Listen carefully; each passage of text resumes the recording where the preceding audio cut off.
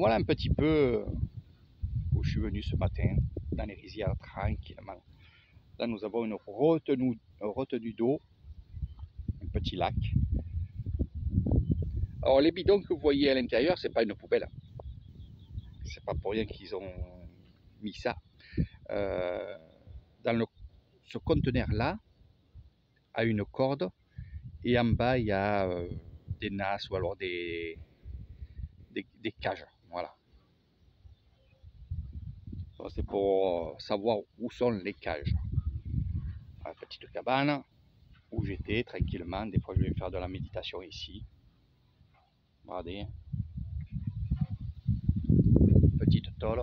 Alors quand vous êtes en Thaïlande, faites attention quand même, quand vous voyez des nids d'oiseaux comme ça, regardez avant de vous asseoir, vous regardez déjà en l'air.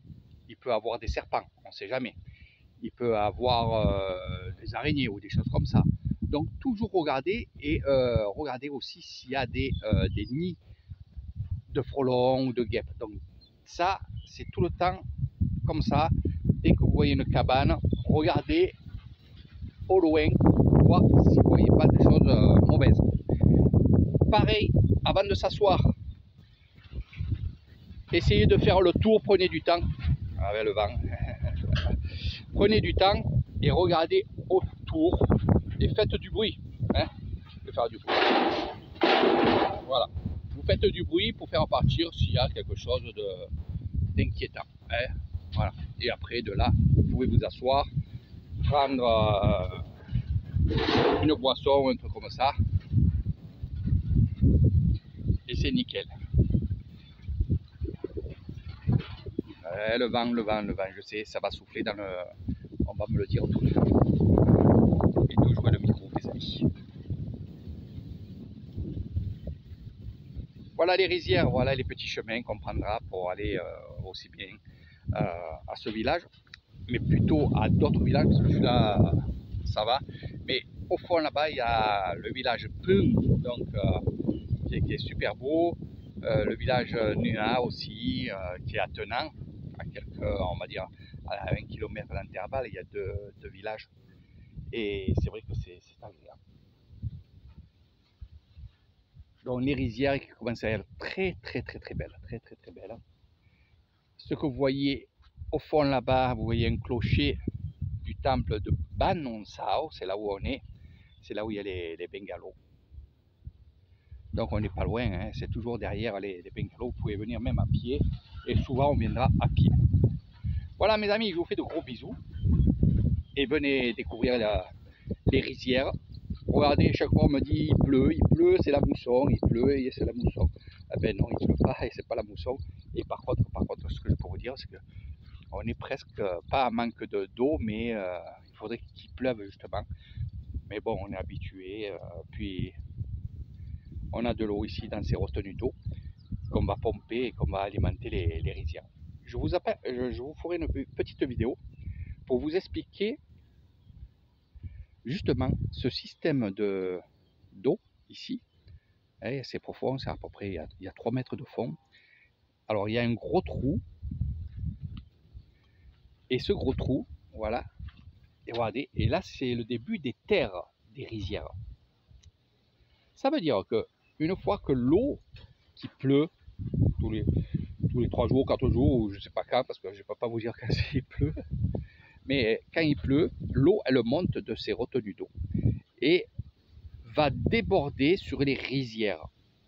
Les rizières sont vivantes, ça veut dire que tous les poissons et tout ce qui vit dans l'eau vont se promener dans les rizières, où là, ces poissons qui sont là dans ces contenus d'eau, ces lacs, eh ben, ils vont aller manger les sauterelles, les grenouilles, ils vont manger tout ce qu'il y a, les larves de fourmis, les autres larves, il va y avoir de tout, quoi. Donc ils vont aller manger dans les rizières. C'est pour ça que des fois, quand on est dans les rizières, sous nos pieds, on a des poissons. Voilà. On a surtout aussi des guppies. Vous savez très bien que les guppies, les combattants, les choses comme ça, eh ben c'est des poissons des rizières. Et là, il y en a beaucoup. Vous pouvez en voir des centaines et des centaines. Ça, vous les verrez avec Keri Thailand. Voilà. Et donc ces poissons vont se nourrir dans les rizières. Et toutes les rizières, regardez, se collent. Toutes les rizières ont un petit... là pour l'instant, je ne peux pas vous montrer là, parce qu'il n'y a pas. Mais aussi, voilà. Regardez. Chaque chemin, vous voyez ce que vous... Ça, c'est une ouverture en béton qui rejoint notre rizière. Ça veut dire que toutes les rizières sont réunies. Ça fait que l'eau des rizières va être de partout. Ça veut dire que les poissons vont aussi bien arriver de ce côté, de ce côté, de ce côté, de ce côté. Donc ça va repeupler pendant ces quelques mois, ça va repeupler tous les lacs, toutes les rizières.